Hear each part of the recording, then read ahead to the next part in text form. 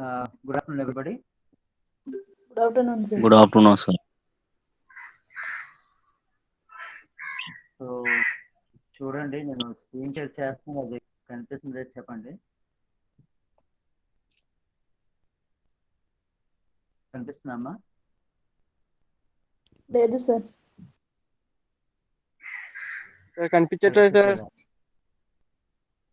ఒక్క నిమిషం. Okay sir, కనిపిస్తుంది సార్.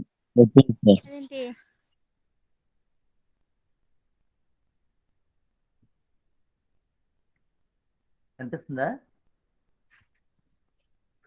కనిపిస్తుంది సార్. కనిపించట్లేదన్నారు.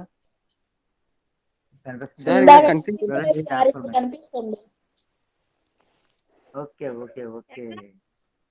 సో లోరెంజ్ ట్రాన్స్ఫర్మేషన్ మనకి స్పెషల్ థియరీ ఆఫ్ రిలేటివిటీ, ప్రత్యేక సాపేక్షత సిద్ధాంతం ఉంది కదా, ఆ సిద్ధాంతాన్ని బేస్ చేసుకొని మనకి గెలీలియో అనేటటువంటి శాస్త్రవేత్త, గెలీలియో అనే సైంటిస్ట్ మనకి ఇచ్చినటువంటి కొన్ని రిలేటివ్ స్పీడ్స్ సాపేక్ష వేగాల గురించి వాటి గురించి చెప్పారు. వాటి మనం గెలీలియన్ ట్రాన్స్ఫర్మేషన్స్ అన్నాం. ఈ గెలీలియన్ ట్రాన్స్ఫర్మేషన్స్ కి మరికొంచెం యాడ్ చేసి ఇక్కడ ఆయన లోరెంజ్ అనేటటువంటి సైంటిస్ట్ ఏం యాడ్ చేశాడు, రిలేటివ్ వెలాసిటీని యాడ్ చేశాడు. సాపేక్ష వేగం, వస్తువు కదులుతున్న వేగానికి కాంతి యొక్క వేగానికి, బాడీ తాలూకా వెలాసిటీకిను లైట్ వెలాసిటీకి మధ్య రిలేటివ్ అంటే వి బై సి అనేటటువంటి టర్మ్ని వాడు యాడ్ చేశాడు అనమాట మిస్టర్ లోరెంజ్. సో ఆయన యాడ్ చేసిన దాని ప్రకారం ఏ విధంగా అన్ని ఈక్వేషన్స్ ఎలా మారుతాయి అనేటటువంటిది మనం చూద్దాం. ఓకే, సో గెలీలియన్ ట్రాన్స్ఫర్మేషన్స్ మనం XYZ అనేటటువంటి ఒక రెఫరెన్స్ ఫ్రేమ్ తీసుకుందామండి. నిర్దేశ చట్టం అని చెప్తూ ఉంటారు. XYZ అనే రెఫరెన్స్ ఫ్రేమ్ తీసుకుందాం. అందులో ఉన్నటువంటి ఒక వ్యక్తి, ఓకే, ఒక అబ్జర్వర్, అతనికి వి వెలాసిటీ తోటి అతని నుంచి దూరంగా X డైరెక్షన్లో మూవ్ అవుతున్నటువంటి మరో ఫ్రేమ్ X', Y', Z' మరో ఫ్రేమ్. ఓకే, ఈ ఇంకో ఫ్రేమ్లోని మా స్క్రీన్ కనిపిస్తుందా? Is it visible? కనిపిస్తుంది సార్. కనిపిస్తుంది సార్.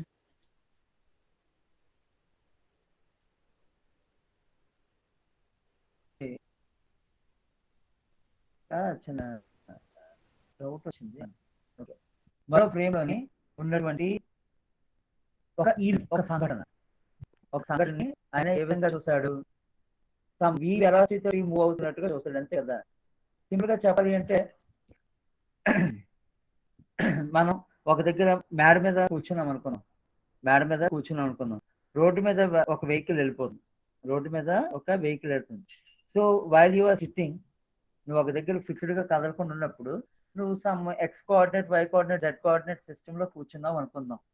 ఓకే, రోడ్డు మీద నీ నుంచి దూరంగా ఒక వెహికల్ వెళ్ళిపోతూ ఉంటుంది. ఆ వెహికల్ సే సమ్ 40 km/h స్పీడ్తో వెళ్తుంది అనుకుందాం. సే ఒక సింగిల్ డైరెక్షన్ మార్చలేదు, స్ట్రైట్గా వెళ్తుంది అనుకుంటే, ఏ డైరెక్షన్లో వెళ్తుందో ఆ డైరెక్షన్లోనే చేంజెస్ వస్తాయా, మిగతా డైరెక్షన్స్లో చేంజెస్ వస్తాయా? సాధారణంగా ఏంటంటే ఏ డైరెక్షన్లో అయితే ఒక వెహికల్ వెళ్తుందో ఆ డైరెక్షన్లో మాత్రమే చేంజెస్ వస్తాయి, మిగతా డైరెక్షన్స్లో చేంజెస్ రావు. Because we are only observing that particular event in only one direction only. So if this is the case, Galileo, what did Galileo gave? Galileo ఏమని ఇచ్చాడండి, XYZ అనేటువంటి ఒక నిర్దేశ చట్టం, ఒక రెఫరెన్స్ ఫ్రేమ్ నుంచి X', Y', Z' అనేటువంటి మరో రెఫరెన్స్ ఫ్రేమ్, మరో నిర్దేశ చట్టం V వేగంతో వెళ్ళిపోతుంది. అంటే S మరియు S', 2 ఫ్రేమ్స్ అనమాట.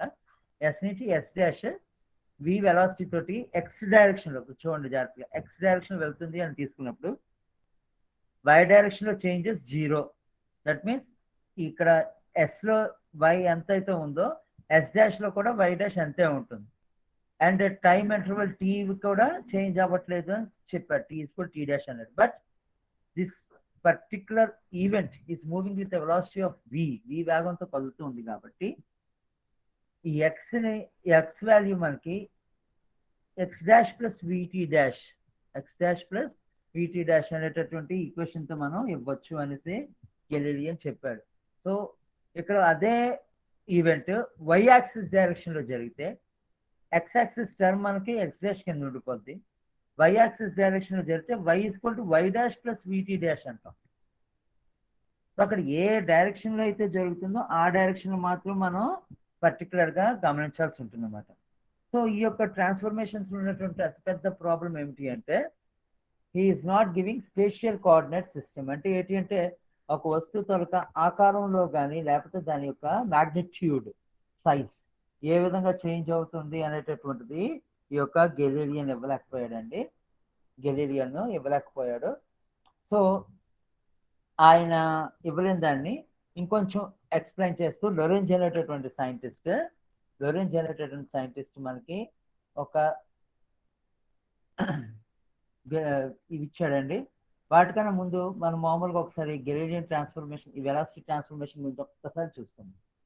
ఓకే, ఒకసారి చూడండి. ట్రైన్ మూవ్ అవుతుంది అనుకుంటే ట్రైన్లో ఉండేటటువంటి ఒక అబ్జర్వర్, ఒక వ్యక్తి, ఓకేనా, గ్రౌండ్ మీద ఉండేటువంటి వ్యక్తి. మనం జాగ్రత్తగానే గమనించినట్లయితే మనకు బాగా తెలుసండి. ఎందుకంటే రోడ్డు మీద ఎక్కడి నుంచున్నా మనం దాటుకుంటూ వెహికల్స్ వెళ్తున్నప్పుడు లేదా మనం స్లోగా నడుస్తున్నా సరే మనం దాటుకుంటూ ఏదైనా వెహికల్ వెళ్తున్నప్పుడు మన స్పీడ్తో పోలిస్తే ఆ వెహికల్ తాలూకా స్పీడ్ చాలా ఎక్కువగా ఉంటుంది. మన స్పీడ్తో పోలిస్తే వెహికల్ తాలూకా స్పీడ్ చాలా ఎక్కువగా ఉంటుంది కదా, because we are just walking vehicle. So మన స్పీడ్ మ్యాక్సిమం ఒక 5 km/h స్పీడ్తో వెళ్తున్నాం అనుకోండి, వెహికల్ మినిమం 20 km స్పీడ్తో వెళ్తుంది మినిమం. సో మరి ఇద్దరి మధ్య డిఫరెన్స్ ఎంత ఉంటుందండి? 20 - 5 15. అంటే నీకు ఆ వెహికల్ ఒక గంటకి 15 కిలోమీటర్ల వేగంతో ముందుకు పోతుంది, నేను దాటుకొని పోతుంది, నీకన్నా ముందు వెళ్ళిపోతుంది అని అనిపిస్తుంది. అది నీ పరంగా ఉండేటటువంటి రిలేటివిటీ.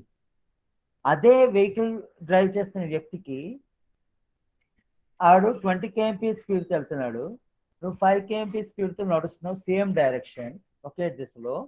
కానీ వాడికి 20 + 5 25 km/h స్పీడ్ తోటి నువ్వు వెనక్కి వెళ్తున్నట్టు అనిపిస్తుంది. బికాస్ ఆ 20తో ముందుకు వెళ్తున్నాడు, నువ్వు 5 తోటి అదే డైరెక్షన్లో వస్తున్నావు, కాబట్టి అక్కడ నీకు 20 + 5 25 km/h స్పీడ్ నువ్వు వెనక్కి పోతున్నట్టు అది కనిపిస్తుంది. This is known as relativity in velocity. వేగంలో ఉండేటటువంటి సాపేక్షత అని మనం దీని గురించి చెప్పుకోవచ్చు అన్నమాట. ఓకే, సో ఇక రిలేటివిటీ గురించి ఈ ఫర్ ఎగ్జాంపుల్ ఎస్ అనేటటువంటి ఫ్రేమ్లో ఉండేటటువంటి ఒక అబ్జర్వర్, ఒక వ్యక్తికి వెళ్తున్నటువంటి వేగం u = u' + v అని తీసుకోవచ్చు. ఎస్ డాష్ ఫ్రేమ్లో ఉన్నటికి ఏమో u' = u - v అని తీసుకోవచ్చు. u' = u - v అని తీసుకోవచ్చు. దీని పరంగానే ఆ ఎక్స్ డైరెక్షన్ మూవ్ అవుతున్న వ్యక్తి x' + vt అని చెప్తాం, కదులుతున్న దూరం. అదే x' ఫ్రేమ్ లో ఉండేవాడికి ఏమొచ్చి x' = x - vt తోటి ఆ ఫ్రేమ్ వెనక్కి వెళ్ళిపోతుంది అనేసి మనం చెప్పుకోవచ్చు. సో ఈ విధంగా గెలీలియన్ ట్రాన్స్ఫర్మేషన్ ఆఫ్ వెలాసిటీని మనం స్పష్టంగా వివరించవచ్చండి.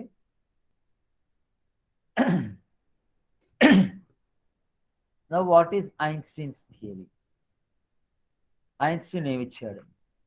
సో ఏదైనా సరే మనం పూర్తిగా వివరించాలి అంటే మనం ఐన్స్టీన్ తాలూకా రిలేటివిటీనే మనం పూర్తిగా తీసుకోవాల్సి ఉంటుందండి. ఫర్ ఎగ్జాంపుల్ ఈ యొక్క ఇద్దరు ఆస్ట్రోనాట్స్ ఉన్నారు అనుకుందాం. ఓకే, అంటే 2 స్పేస్ షిప్లోని ఇద్దరు వ్యక్తులు ఒకే వేగంతో ఒకరి వైపు ఒకటి వస్తున్నారు అనుకోండి. 1 × 10⁶ m/s or say 1000 km/s speed తోటి ఇద్దరు వ్యక్తులు ఒకరి వైపు ఒకరు వస్తున్నారు అనుకుంటే వాళ్ళిద్దరి మధ్య దూరం సెకండ్కి తగ్గిపోతూ ఉంటుందండి. ఎందుకంటే వీడు 1000 km/s స్పీడ్తో వీడి వైపు వస్తున్నాడు, వీడు కూడా 1000 కిలోమీటర్స్ పర్ సెకండ్ స్పీడ్తో వీడి వైపు వస్తున్నాడు కాబట్టి వాళ్ళిద్దరూ ఒకరినొకరు చూసుకునేటువంటి టైం చాలా తక్కువగా ఉంటుంది. అదే ఒకడు ఫిక్స్డ్గా ఉండి రెండోవాడు మాత్రమే మూవ్ అవుతుంటే వీళ్ళిద్దరూ ఒకరినొకరు మీట్ అవ్వడానికి 1000 కిలోమీటర్స్ ప్రయాణించాల్సి ఉంటుంది ఒకరి వైపు. ఒకడు కలర్ట్లా, రెండోవాడు కలర్ట్లా, మొదటివాడు మాత్రమే వస్తున్నాడు అనుకుంటే ఈ రెండోవాడి దగ్గరికి రెండోవాడిని వీడు చేరడానికి వీడు 1000 కిలోమీటర్స్ కంపల్సరీ ట్రావెల్ చేయాలి. అదే రెండు ఒకరినొకరు ఫేస్ చేసుకుంటూ కదులుతున్నాయి అనుకుందాం, రెండు ఒకరికొకరు ఫేస్ చేసుకుంటూ కదులుతున్నాయి అనుకుందాం, అప్పుడు పొజిషన్ ఏంటి, ఇద్దరు తరక మధ్య ఉండే డిస్టెన్స్ టైం పరంగా తగ్గిపోతూ ఉంటుంది. సో ఇద్దరు ఒకరికొకరు బాగా ఫాస్ట్గా అప్రోచ్ అవుతున్నట్టుగా మనకి తెలుస్తుంది అనమాట. వాళ్ళు చూసుకుంటారు. కానీ దూరం నుంచి వాళ్ళిద్దరిని గమనిస్తున్నట్టుగా ఏం కనిపిస్తుంది, ఇద్దరు ఒకే వేగంతో ఒకేసారి వస్తున్నారు అని కనిపిస్తుంది. ఇద్దరు ఒకే వేగంతో ఒకేసారి వస్తున్నారు అని చెప్పేసి మనకి కనిపిస్తుంది అనమాట. సో దీన్నే మనం రిలేటివిటీ అనేసి చెప్తా ఉంటాం. సో అదే లైట్ స్పీడ్ కానీ మనం పరిశీలనలోకి తీసుకున్నాం అనుకోండి, light travels nearly 3 lakh kilometers per second. 3 lakh kilometers per second అంత వేగంతో ట్రావెల్ చేస్తారు లైట్ స్పీడ్ తోటి. మనం ఏ వస్తువుని కూడా కంపేర్ చేయలేం. ఫర్ ఎగ్జాంపుల్, చంద్రుడి మీద ఒకడు కూర్చొని ఉన్నాడు. ఓకే, వాటి వైపు సన్లైట్ వస్తుంది, మరియు మరొక ఆస్ట్రోనాట్ స్పేస్ షిప్ కూడా వాడి వైపు వస్తుంది అని మనం తీసుకున్నట్లయితే, ఆ స్పేస్ షిప్ వచ్చి 1000 కిలోమీటర్ స్పీడ్ తోటి, ఈ యొక్క సన్లైట్ వచ్చి 3 lakh kilometers స్పీడ్ తోటి కానీ ట్రావెల్ చేస్తుంది అని తీసుకుంటే, ఈ చంద్రుడి మీద ఉన్నటువంటి అబ్జర్వర్కి, పరిశీలకుడికి లైట్ ముందు చేరుతుందండి, స్పేస్ షిప్ ఎప్పుడుకో వస్తుంది. ఎందుకంటే అది ట్రావెల్ చేస్తున్నటువంటి వేగం చాలా తక్కువ. అదే ఈ స్పేస్ షిప్లో ఉన్నాడు కానీ చంద్రుడి మీద ఉన్నోడిని యొక్క లైట్ని కానీ చూసినట్లయితే, లైట్ వాడి వైపు వస్తున్నట్టు కనిపిస్తుంది కానీ చంద్రుడి మీద ఉన్నాడు మాత్రం అసలు కదులుతున్నట్టు అనిపించదు అన్నమాట. చంద్రుడి వైపు ఉన్నాడు అసలు కదులుతున్నట్టు అనిపించదు. దీన్నే మనం రిలేటివిటీ అని చెప్తా ఉంటాం. సో ఐన్స్టీన్ థియరీ ఆఫ్ రిలేటివిటీలోని ఏమని ఇచ్చాడు, ఐన్స్టీన్స్ థియరీ ఆఫ్ రిలేటివిటీలో ఏమని ఇచ్చాడు, velocity of light observe by a person on the earth is 3 × 10⁸ meters per second. ఒక వ్యక్తి భూమి మీద ఉండి కాంతిని కానీ గమనించినట్లయితే, సన్లైట్ని చూసినట్లయితే, ఆ లైట్ తాలూకా స్పీడ్ 3 × 10⁸ meters per second తోటి మూవ్ అవుతుంది అనమాట. 3 × 10⁸ meters per second తోటి అది మూవ్ అవుతున్నట్టుగా కనిపిస్తుంది. అదే మరో వ్యక్తి 10⁶ meters per second వేగంతో కానీ ప్రయాణిస్తూ లైట్ని కానీ స్పీడ్ కొలిస్తే, it won't change into 3.01 × 10⁸, but it remains as it is. Because as per a special theory of relativity, ప్రత్యేక సాపేక్షత సిద్ధాంతం ప్రకారం విశ్వంలో in universe anywhere light travels with the same speed. Light does not change its speed అనేసి Einstein ఇచ్చాడు అనమాట. Every body will travel relative to the speed of light. ప్రతి వస్తువు యొక్క కాంతి వేగానికి సాపేక్షంగానే చలనంలో ఉంటుంది తప్ప కాంతి వేగం అనేది ఎల్లవేళ ఫిక్స్డ్గా ఉంటుందని చెప్పేసి ఐన్స్టీన్ ఇచ్చాడు అనమాట. So according to Einstein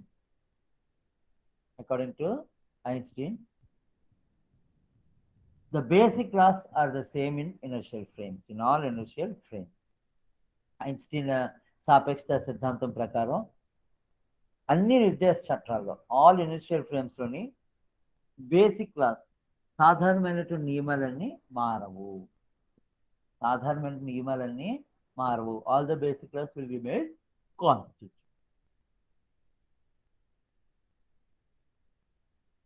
ఇక్కడిది in all inertial frames light velocity is constant. అన్ని ఫ్రేమ్స్ అన్ని జడత్వ నిర్దేశ చట్రాలు inertial reference frames. Take any type of frame, light మాత్రం it travels with the same speed, it never changes it speed. ఎలాంటి జడత్వ నిర్దేశ చట్టం తీసుకున్నప్పటికీ కూడా కాంతి వేగంలోని ఏ విధమైన మార్పు రాదు అని చెప్పేసి ఈ యొక్క ఐన్స్టీన్ చెప్పాడు అనమాట. ఐన్స్టీన్ చెప్పాడు. ఓకే, సో ఈ దీనికోసం ఒక శాస్త్రవేత్త చిన్న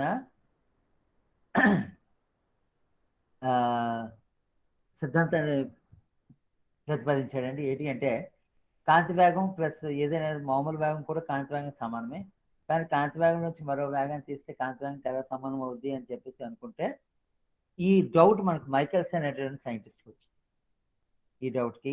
ఈ డౌట్ మనకి మైకెల్స్ అనేటువంటి సైంటిస్ట్కి వచ్చిందన్నమాట.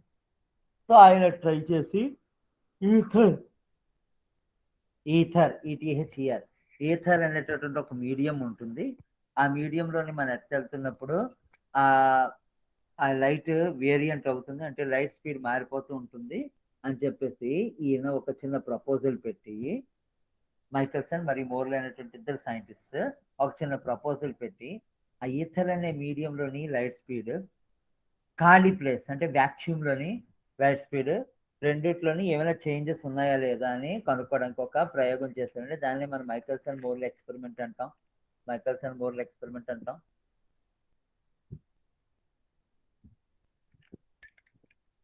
సో ఇక ప్రయోగం వలన తెలిసింది ఏంటి అంటే ఈ యొక్క ప్రయోగం వల్ల తెలిసింది ఏంటి అంటే light will never change its speed or the speed of light remains constant. అంటే ఐన్స్టీన్ అబ్జర్వేషన్ కరెక్ట్ అని చెప్పేసి ఈ యొక్క ఎక్స్పెరిమెంట్ ద్వారా మనకి తెలిసింది.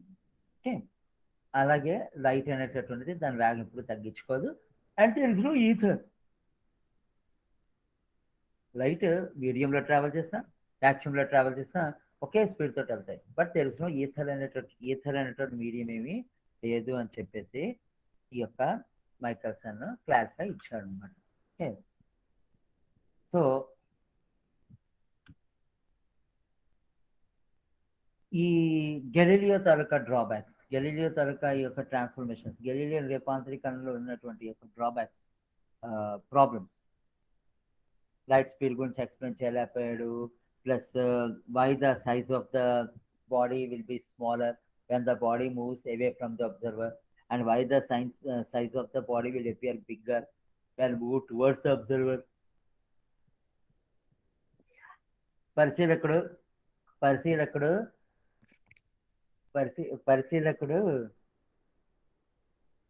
పరిశీలకుడు ఈ ఒక వస్తువు కదులుతున్నది తీసుకుంటే ఆ వస్తువు పరిశీలకుని దూరంగా వెళ్ళినప్పుడు ఎందుకు వస్తువు తాలూకు సైజ్ తగ్గిపోతుంది, అదే పరిశీలకుడు వైపుగా వస్తువు వస్తుంటే ఎందుకు దాని సైజ్ పెరుగుతుంది అనేటటువంటి ఈయన ఎక్స్ప్లెయిన్ చేయలేకపోయాడండి. దీన్ని లోరెంజ్ అనేటటువంటి మరొక సైంటిస్ట్ ఈ గెలీలియన్ ట్రాన్స్ఫర్మేషన్స్కి మరికొంచెం ఎడిషన్ టాపిక్ని యాడ్ చేసి లోరెంజ్ ట్రాన్స్ఫర్మేషన్స్ ఇచ్చాడు. లోరెంజ్ ట్రాన్స్ఫర్మేషన్స్ అనేవి ఇచ్చాడు. Okay, so what did Lorentz said? He told that let there be two reference frames, S and S dash, with coordinates x, y, z and x dash, y, z, z dash, which are separated at some distance from each other. ఏవైనా రెండు నిర్దేశ చట్రాలు తీసుకోవాలి. ఆ రెండు నిర్దేశ చట్రాలు ఒకదానికొకటి కొంచెం దూరంగా ఉండాలి. మొదటి నిర్దేశ చట్రం ఎస్, రెండోది ఎస్ డాష్ అనుకుంటే ఎస్లో ఎక్స్, వై, జెడ్ అనే నిరూపకాలు, రెండోటటువంటి దాంట్లో X dash, Y dash, Z dash అనేటువంటి నిరూపక వ్యవస్థ ఉంది అని తీసుకుంటే ఈ రెండు చట్రాల్లో ఈ రెండు ఫ్రేమ్స్లోని ఉన్నటువంటి ఇద్దరు అబ్జర్వర్స్, అంటే ఎస్లో ఉండేటువంటి అబ్జర్వర్, ఎస్ డాష్లో ఉండేటువంటి అబ్జర్వర్, ఇద్దరు అబ్జర్వర్స్ ఒకే సంఘటనని, ఒకే ఈవెంట్ని వేరు వేరే యాంగిల్స్లో వేరు వేరే పొజిషన్స్లో చూస్తారు. That means that the observer who is present in S with the coordinates x, y, z will see the event is occurring at xa, ya and za. ఈ XYZ coordinate సిస్టంలో yes అనేటువంటి చట్టంలో ఉన్నటువంటి పరిశీలకుడికి ఆ సంఘటన సుదూరంగా ఉన్న సంఘటన XA YA ZA అనేటటువంటి ప్లేస్ లో జరిగింది అనేసి ఆయన పరిశీలిస్తారు.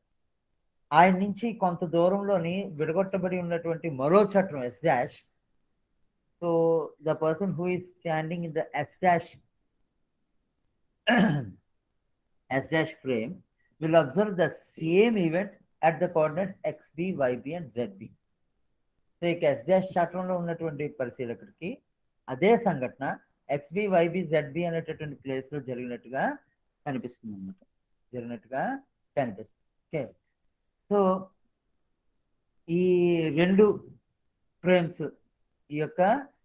ఫ్రేమ్స్ ఎక్స్ యాక్సిస్ డైరెక్షన్ లో 10 మీటర్ల దూరంలో ఉన్నాయి. ఫర్ ఎగ్జాంపుల్ 10 అనుకో 100 అనుకో ఏదైనా సరే ఎక్స్ యాక్సిస్ డైరెక్షన్ లో దూరంగా ఉన్నాయని మనం తీసుకున్నప్పుడు వై యాక్సిస్ లో ఏ చేంజెస్ రావు, జెడ్ యాక్సిస్ లో ఏ చేంజెస్ లేదు కాబట్టి ఎక్స్ఏ ప్లేస్ లో ఎక్స్బి, వైఏ ప్లేస్ లో వైబి పెట్టుకోవచ్చు. జెడ్ యాక్షన్ లో చేంజ్ రాదు కాబట్టి జెడ్ఏ ప్లేస్ లో జెడ్బి పెట్టుకోవచ్చు. కానీ ఈ ఎక్స్ యాక్షన్ దిశలో చేంజ్ వచ్చింది ఎందుకంటే రెండు ఒకదానికి ఒకటి 10 మీటర్స్ డిస్టెన్స్ లో సెపరేట్ చేయబడవు. సో అలాంటి స్టేజ్ లో మనకి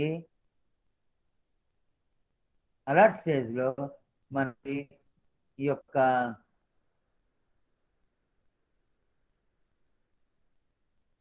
XB వాల్యూ XA కన్నా 10 తక్కువ ఉంటుంది, లేదా XA వాల్యూ XB కన్నా 10 ఎక్కువగా ఉండదు.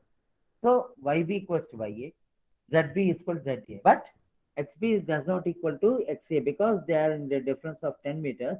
10 మీటర్ల దూరంలో ఉండడం వల్ల XB వాల్యూ XA మైనస్ 10 అని మనం రాయొచ్చు అన్నమాట. అలాగే మనం తీసుకున్న రెండు రిఫరెన్స్ ఫ్రేమ్స్ లో ఏదో ఒక డైరెక్షన్ పరంగా కానీ మనం లెక్కిస్తే ఆ డైరెక్షన్ లోనే చేంజెస్ రాయాలి. మిగతా రెండు డైరెక్షన్ లో చేంజెస్ ఏమీ ఉండవు అన్నమాట. ఓకే, చేంజెస్ ఏమీ ఉండవు. సో ఫర్ ఎగ్జాంపుల్ భూమి మీద ఉండేటువంటి పరిశీలకుడికి ఒక పరిశీలకుడికి ఈ యొక్క రాకెట్ ఒక సమీప నక్షత్రం వైపు వెళ్తుంది అని తీసుకుంటే దానికి ఒక స్థిరమైనటువంటి వేగం ఉంటుంది సి, స్థిరమైనటువంటి టైం ఉంటుంది టీ. ఆ రెండు వేగం ఇంటూ టైం చేస్తే మనకు వెళ్ళినటువంటి డిస్టెన్స్ వస్తుంది డి.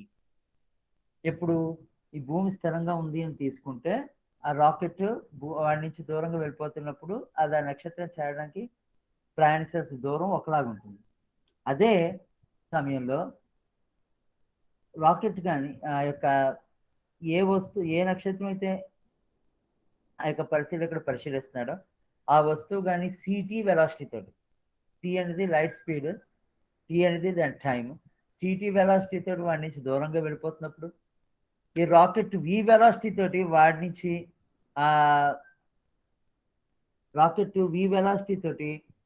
ఆ యొక్క నక్షత్రం వైపు వెళ్తున్నట్టు తీసుకున్నట్లయితే రాకెట్ ప్రయాణించే దూరం డి డాష్ విలువ సిటీ డాష్ అవుతుంది. ఎందుకంటే C is the speed of light and it does not alter.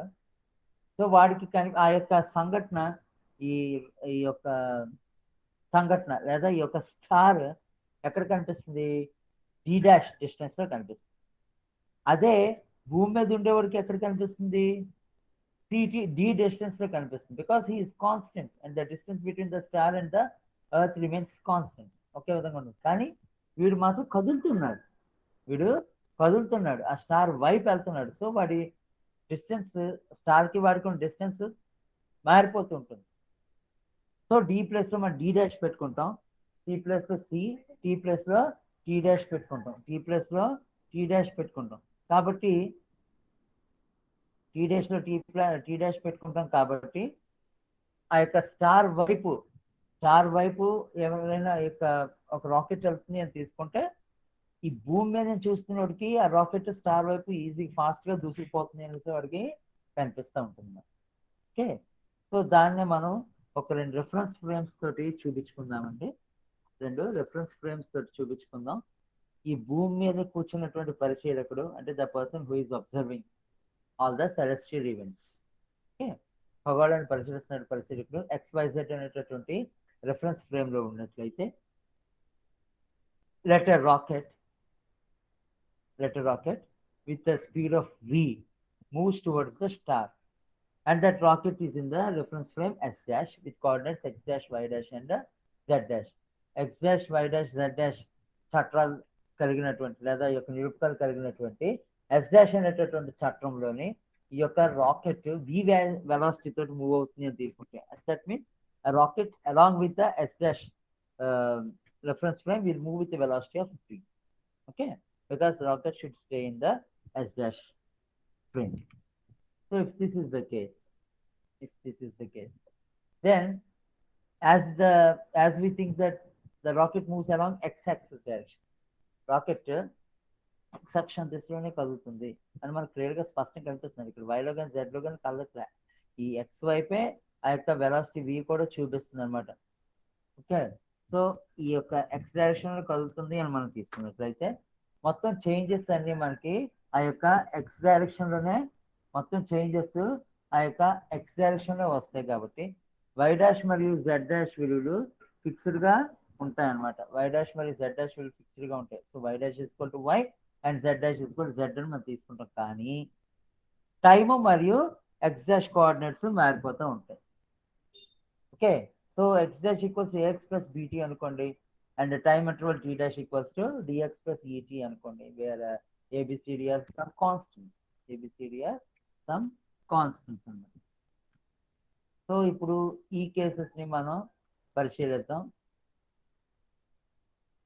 First case, మనం ఒక సముద్ర తీరంలో ఉండి మన వైపు లేదా మన నుంచి దూరంగా వెళ్తున్నటువంటి ఒక షిప్ ని ఊహిద్దాం.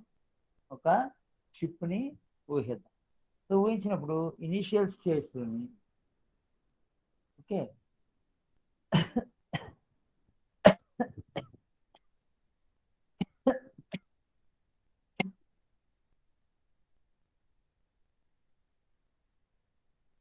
సో ఒక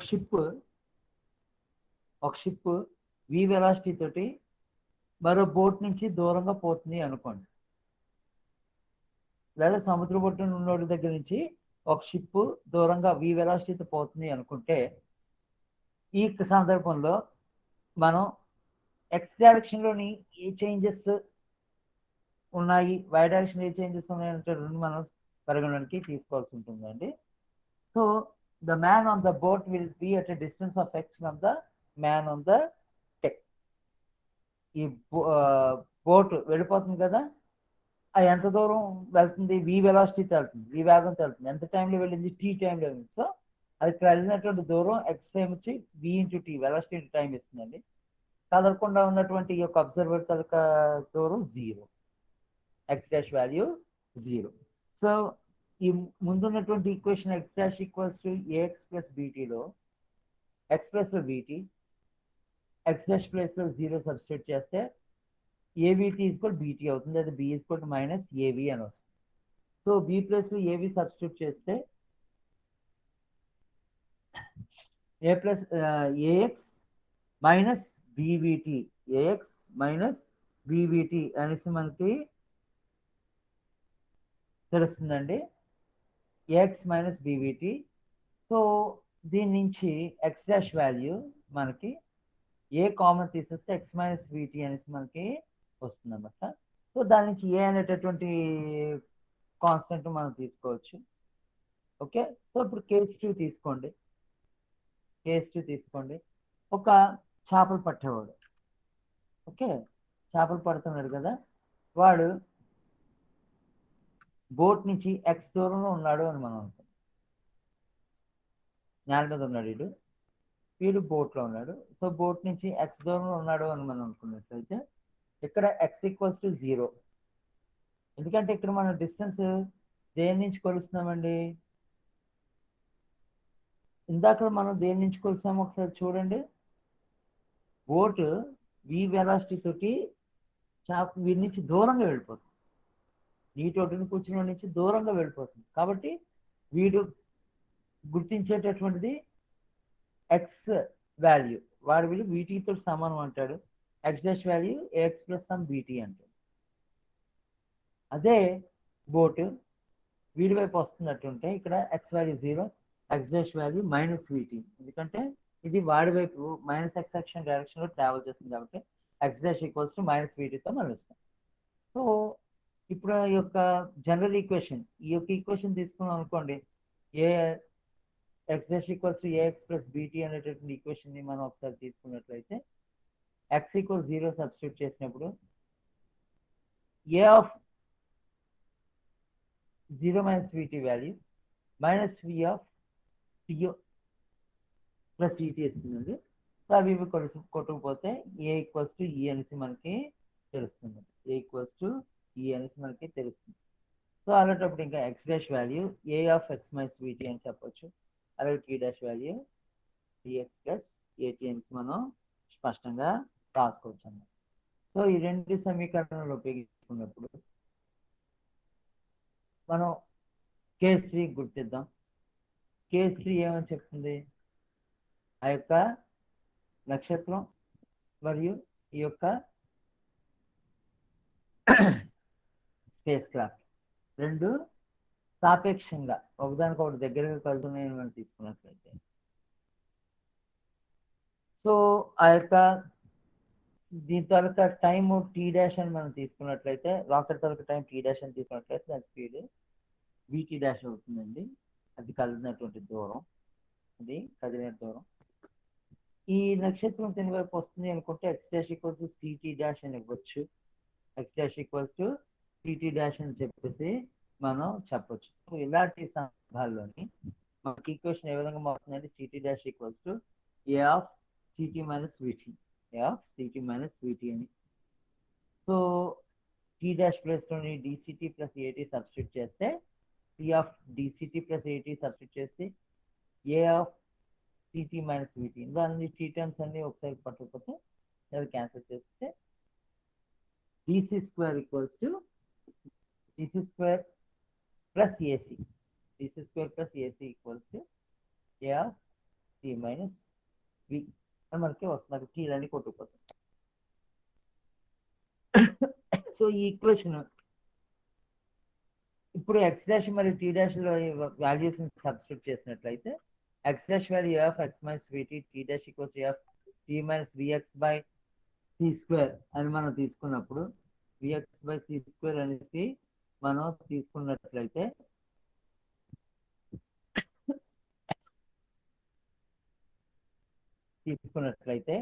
మనకి ఒకేసారి ఈ యొక్క పరిశీలకుడు ఈ యొక్క స్పేస్ షిప్ ని మరియు ఈ యొక్క స్టార్ రెండుని ఒకే యాంగిల్ చూస్తున్నాడు మనం అనుకున్నట్లయితే నెక్స్ట్ కనిపిస్తుంది అనమాట. సో అప్పుడు X dash value A of X minus witty and tea dash value అది ఈ యొక్క స్పేస్ షిప్ ఆ యొక్క పరిస్థితికి నుంచి దూరంగా వెళ్ళిపోతున్నప్పుడు అనుకుని భావించి ఆ యొక్క స్టార్ వాడి దగ్గర ఉన్నట్టుగా ఉంది అని తీసుకుంటే T equal T dash equal 0 అండి.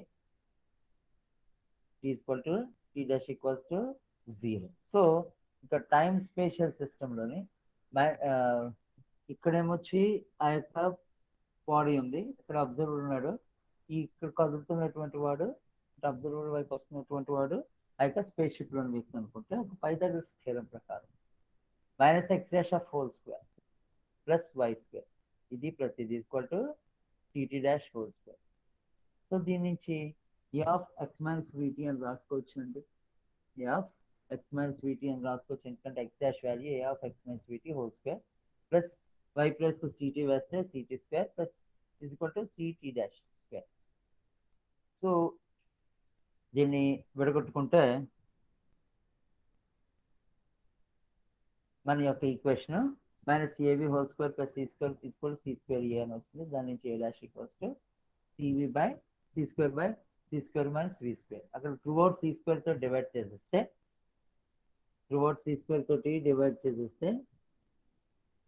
ఈ a square is equal to 1 by C square by C square 1, v square by C square, v square by C square. ఈ యొక్క ఏ వాల్యూ కట్టడానికి దీనికి రూట్ కట్టాలండి. A equal route over 1 by 1 minus we square by C square. ఇది ఏ తాలూకా విలువని ఇస్తుంది అనమాట. సో అది ఇచ్చినప్పుడు మన యొక్క గెలీలియన్ సాపేక్షత సిద్ధాంతం ప్రకారం ఎక్స్ డాష్ వాల్యూ ఎలా మారుతుంది, x minus v t by root over 1 minus we square by C square కానీ. అలాగే టైంలోని మార్పు t dash equals to t minus vx by C square by root over 1 minus we square by c స్క్వేర్గా మారుతుందండి. దాని నుంచి మనం 1 by root over 1 minus we square by C square gamma అని తీసుకున్నట్లయితే లోరెంజ్ సమీకరణాలు, లోరెంజ్ ట్రాన్స్ఫర్మేషన్స్ ఏ విధంగా రాస్తాము అంటే x dash equals to gamma into x minus v t, y dash equals to y, z dash equals to z, మరియు tea dash equals to gamma into t minus vx by C square అని రాస్తాం. ఇక్కడ gamma equals root over 1 by 1 minus we square by C square అన్నమాట. So ఈ విధంగా మనం Einstein's theory of రిలేటివిటీని ఉపయోగించుకొని ఈ యొక్క లోరెంజ్ ట్రాన్స్ఫర్మేషన్ ఈక్వేషన్స్ రాబట్టుకోవచ్చు అనమాట. Thank you.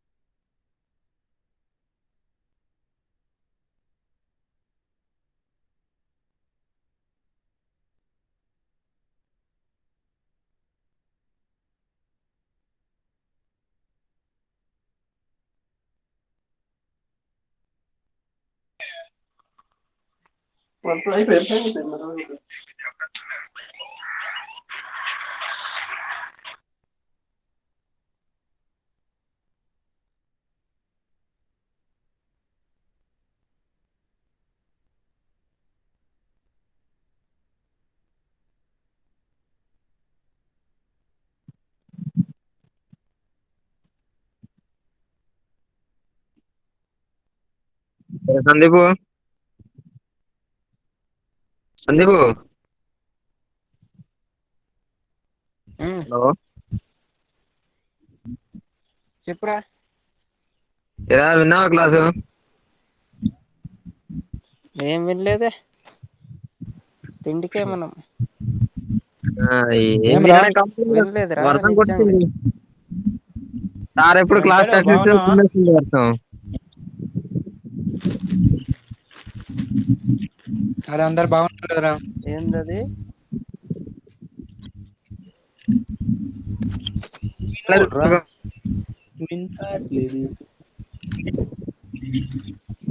Bye friend. బాయ్రా సందీపు. సందీపు లెఫ్ట్ ఏది అయిపోయిందా? వినడం కావట్లేదు. వర్షం కొడేస్తుంది గట్టి. వర్షం కొడేస్తుంటే ఏం వింటాం క్లాస్? పడిపోయింది.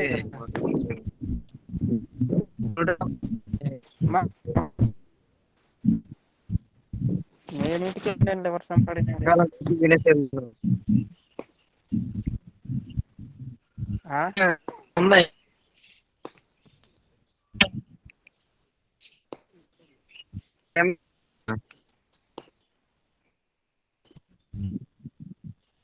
ఇక్కడ నుంచి వినిపించట్లేదురా సరిగా. అదే ఇప్పుడు క్లాసెస్ ఏదంటే మామూలు కాల్ చేయి.